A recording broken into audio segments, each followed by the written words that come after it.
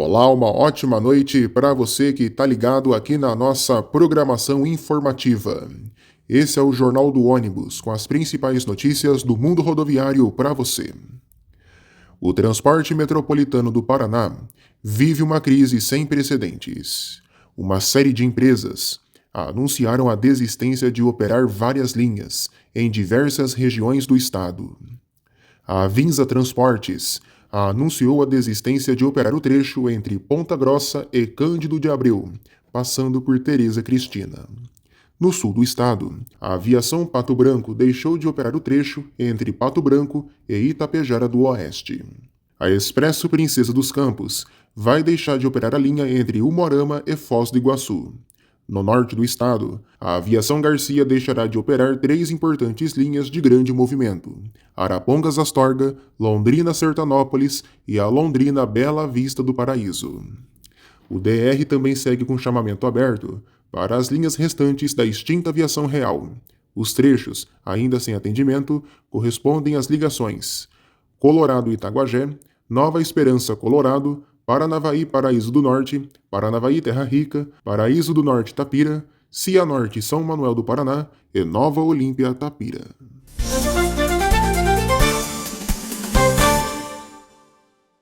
Essa questão das linhas aqui no Paraná é uma situação um pouco delicada. Por quê?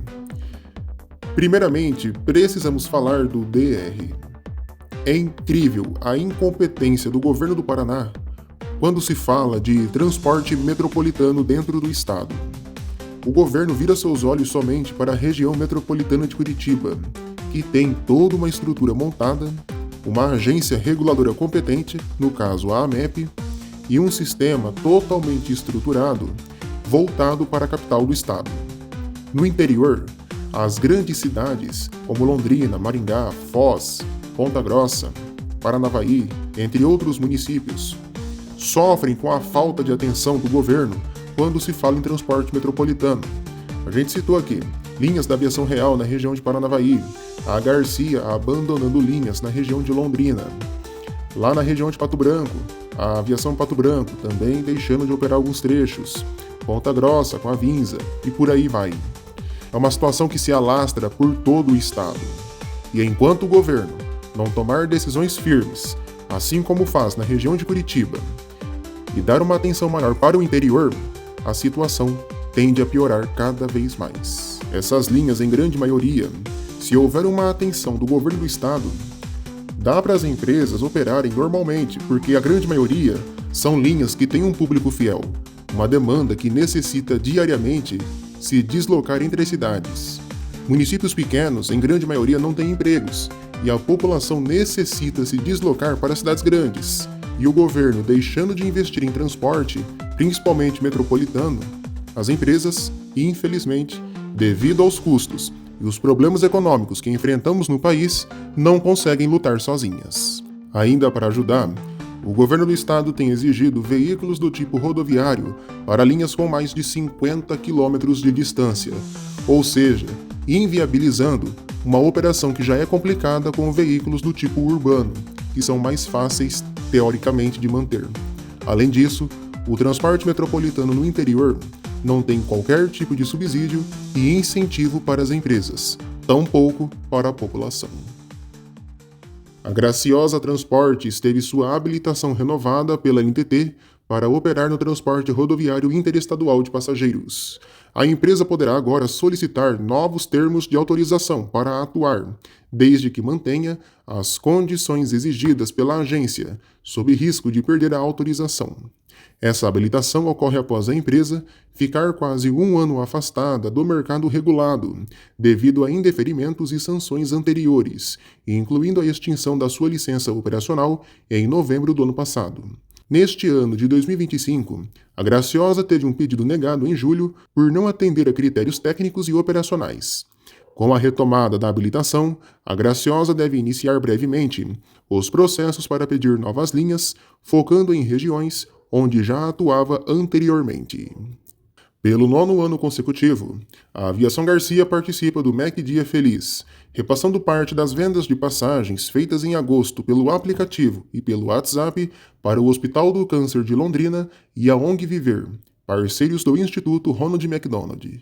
Na edição deste ano, no dia 23 de agosto, a empresa apadrinha a unidade do McDonald's na Avenida Higienópolis, em Londrina, com um ônibus adesivado em frente à loja e que antes circulará em algumas das principais linhas da companhia para divulgar a campanha. A Garcia também incentiva seus colaboradores a comprarem os lanches Big Mac, vendidos a R$ 20, que podem ser adquiridos diretamente no McDonald's ou antecipadamente com voluntários. A medida é justamente para arrecadar fundos para o Hospital do Câncer e a ONG Viver. Ocorreu a primeira reunião de transição entre a Suzantur, a atual arrendatária das linhas e marcas do grupo Itapemirim, e a Aviação Águia Branca, a nova operadora, com mediação da administradora judicial da falência, a EXM Partners. A Justiça determinou que a mudança seja concluída em até 60 dias. Porém, a Suzantur ainda tenta reverter a decisão. A EXM apontou dificuldades para avançar no processo devido à relutância da NTT em marcar uma reunião essencial para viabilizar a transição. Na reunião entre as duas empresas, discutiu-se um cronograma para definir frota, motoristas, contratos de guichês e informações de passagens já vendidas. A Suzantur afirmou que possui 540 guichês próprios, que precisarão ter contratos rescindidos para que a Águia Branca formalize novos. Quanto à frota, a Águia Branca disse ter capacidade própria e não demonstrou interesse em aproveitar os cerca de 200 ônibus da Suzantur. Tampouco garantiu a contratação de todos os funcionários da Itapemirim, embora possa aproveitar parte desse quadro. A empresa capixaba quer priorizar o atendimento aos passageiros com bilhetes que já foram emitidos e defende que a transição das linhas sejam feitas por lotes. Novas reuniões serão marcadas para definir mais detalhes. Falando ainda em Grupo Itapemirim, os débitos do grupo podem subir. A dívida astronômica, que já está na casa dos 2,8 bilhões de reais, podem ultrapassar a barreira dos 4 bilhões e meio de reais. E grande parte desses débitos será paga por mim e por você que me assiste, contribuinte, povo brasileiro. 2,1 bilhões de reais das dívidas do grupo referem-se a tributos federais, estaduais e municipais, e será arcada com impostos. A dívida envolve 5.671 credores, incluindo trabalhadores, bancos e fornecedores.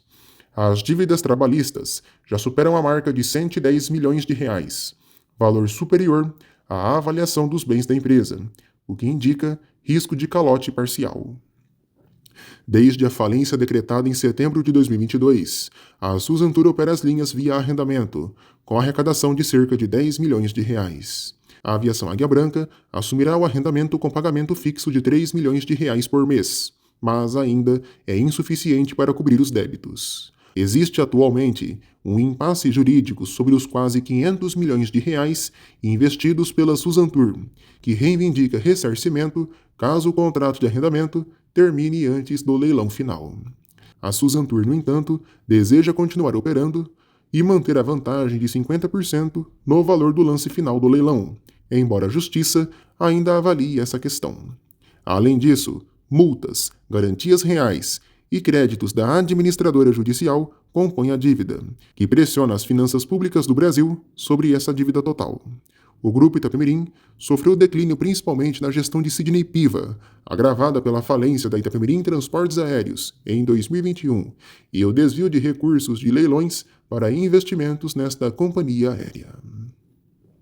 A Expresso Itamaraty assumiu a operação da linha entre Pradópolis e Jaboticabal, após desistência da transportadora turística Petito.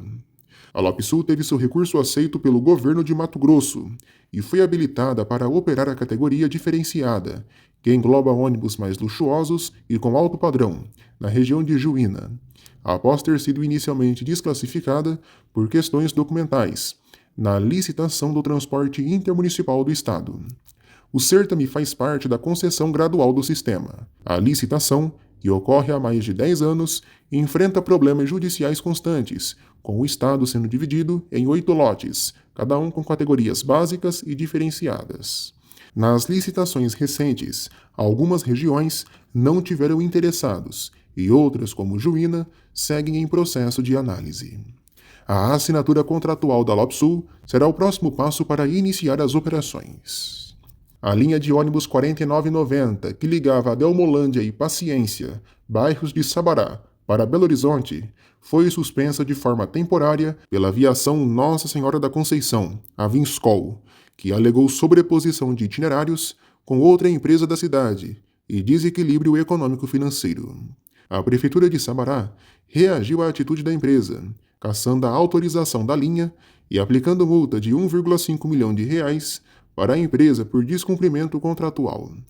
A linha atendia uma demanda histórica e a Vinscol já enfrentava críticas sobre a qualidade do serviço.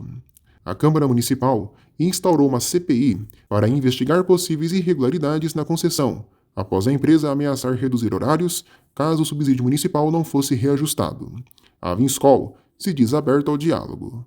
A Justiça, no entanto, confirmou interferência na linha da empresa Cisne, reforçando a disputa pela divisão dos sistemas para garantir o equilíbrio do transporte público local. Vem aí a Rio Expo Bus, evento que reunirá busólogos e admiradores do mundo do ônibus, em Duque de Caxias, na Baixada Fluminense. O evento é o maior do segmento no estado do Rio de Janeiro e é aguardado por muitos na região. Além de vários ônibus, modernos e antigos, o evento também terá música, gastronomia, serviços sociais, palestras educativas, áreas kids e diversas outras atrações. A Rio Expo Bus acontece agora no dia 30 de agosto, um sábado, na nova Arena da Baixada, localizada na Avenida Washington Luiz, no número 104. A entrada e o estacionamento são gratuitos.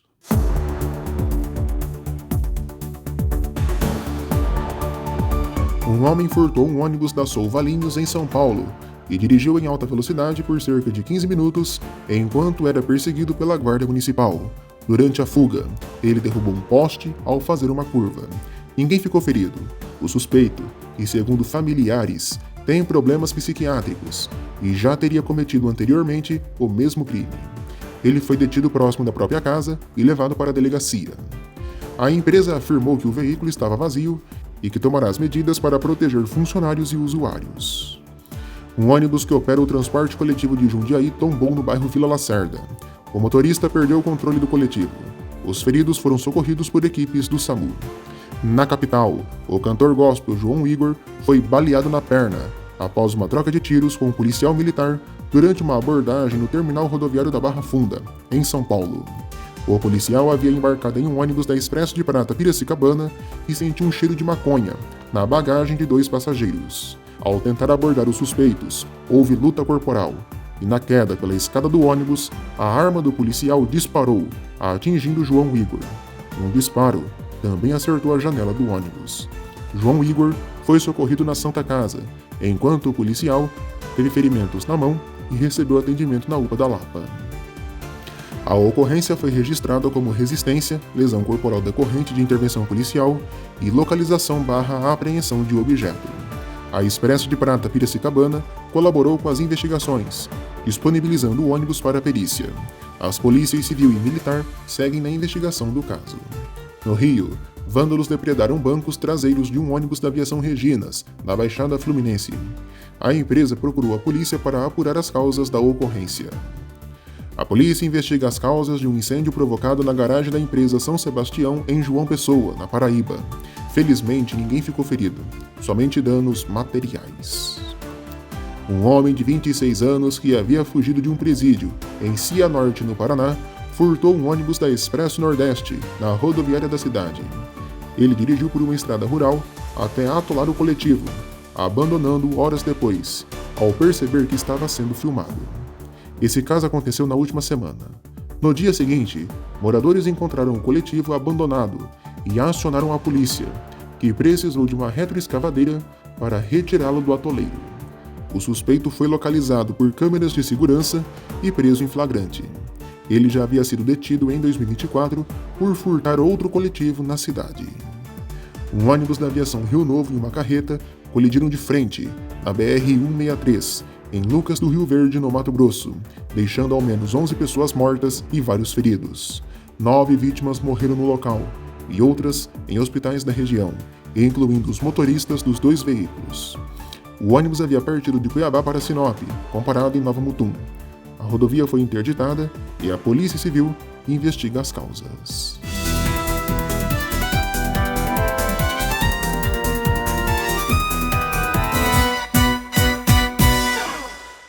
Um ônibus da Rota Transportes foi parado pela PRF no interior da Bahia por superlotação.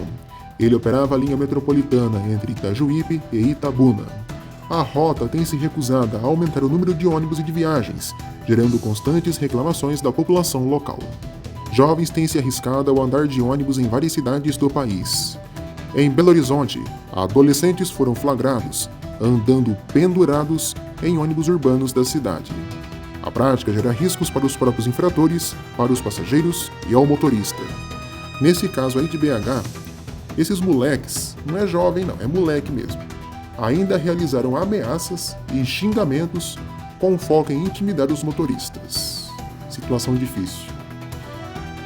Falta de pai e mãe, né, dar uma bordoada na orelha para ver se aprende, né? A hora que sofreu um acidente, cair no chão, se ralar todo, se estrupiar, aí a pessoa aprende e para de realizar esse tipo de coisa. E no Paraná? No Paraná, sim, teve jovem que, se deu mal, se esborrachou no chão, e eu acho pouco. Vários jovens foram flagrados pegando rabeira em um ônibus metropolitano de Piraquara, região de Curitiba. A prática se repete na capital e em cidades da região metropolitana, gerando preocupação por parte das autoridades. Olha só o vídeo. Os jovens estavam pegando rabeira, o busão passou no quebra-mola, eles não aguentaram, se desequilibraram e caíram, foram de cara no chão. Eu acho pouco também. Por mim, tinha que acontecer isso aí sempre. Daí eles aprendem e não fazem mais esse tipo de coisa. Bota em risco quem está dentro do ônibus, o motorista fica com o emprego na mão e eles próprios, que nesse caso aí, por exemplo, acabaram se machucando. Nesse caso aí, pode ter certeza, não vão pegar rabeira nunca mais. Eu fico com dó mesmo do pai, da mãe, do tio, da avó, né? A pessoa às vezes está em casa, tranquila, achando que o filho está na rua brincando com os amiguinhos, quando na realidade está pegando rabeira em ônibus urbano. No Rio, um morador de rua, cara de pau, safado, do bairro Vila Rica, em Volta Redonda, se passava por deficiente e passou a causar problemas para a população local. Esse indivíduo finge ser vulnerável, mas na prática agride verbalmente mulheres de todas as idades. Esses casos começaram a se espalhar para dentro dos ônibus da cidade e gerou revolta da população local. Situação tensa também em Pernambuco. Um grupo de 14 pessoas invadiu pela porta traseira um ônibus da linha 820 Eixambá-Cabugá, no centro do Recife, sem pagar a passagem. Um dos invasores acionou a alavanca de emergência, forçando a parada do coletivo. O motorista, ameaçado, deixou o ônibus para buscar ajuda policial. Após o grupo descer e embarcar em outro coletivo, ele corrigiu o problema da porta e seguiu viagem. Um vídeo que circula nas redes sociais dizia que o condutor do ônibus teria abandonado o coletivo, mas o Sindicato dos Rodoviários e a empresa Caxangá esclareceram a situação, informando que ele agiu de forma responsável para garantir a segurança. Falando no Recife, deixando os problemas mais de lado, veja só como que é o dia a dia viajando em um ônibus urbano da cidade. É um bafafá enorme, pura alegria, pura resenha. Veja suas imagens.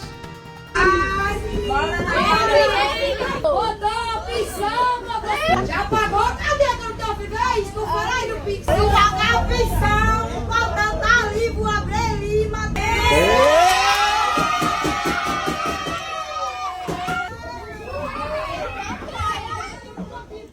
Fechando o vídeo com bom humor, olha só essas imagens. A precariedade do transporte em muitas cidades do Brasil é algo a ser discutido. É rir para não chorar. Na falta do limpador, né? Do limpador funcionar e com a chuva torando, o jeito, meu amigo, é chamar um colega, um passageiro, digamos assim, um copiloto, para improvisar. Até porque o horário não pode atrasar, não é mesmo? Na capital do Rio, as fortes marés provocadas pela ressaca dos últimos dias praticamente arrastaram alguns ônibus da Jabur, que circulam perto da praia em alguns pontos da cidade. Olha só as imagens, né? Impressionantes. Para fechar, em São Paulo, um morador de Osasco parou um ônibus só para oferecer um espetinho pro motorista. Rapaz, que delícia, hein? Isso sim que é resenha e pura amizade. Só alegria. E nesse Dia dos Pais, né? Dia dos Pais é amanhã, domingão. A gente tem que, claro, presentear o nosso velho com um bom e um velho churrasquinho, né, gente? Quem não gosta de uma carninha assada? Se você não deu nenhum presente, faz um churrasco, assa aquela carninha, chama teu pai, teu tio, teu avô, quem você considera pai. E aí, meu amigo, abre aquela gelada e faz a festa. E olha só que coisa bacana. Nova Friburgo, no Rio de Janeiro, tá com tarifa zero nesse Dia dos Pais durante todo o dia. Ou seja, depois do churrasquinho, para quem é de Friburgo, bora dar uma voltinha de busão, conhecer alguns pontos da cidade, botar o papo em dia. Às vezes na correria do dia a dia, né, a gente não tem nem tempo de conversar com pai, mãe, tio e tia, né? Domingão é um dia propício para isso aí, tá certo? Um feliz Dia dos Pais para todos, aproveitem bastante e a gente aqui no canal volta a se ver em breve, tá certo? Uma boa noite para você e um bom final de semana.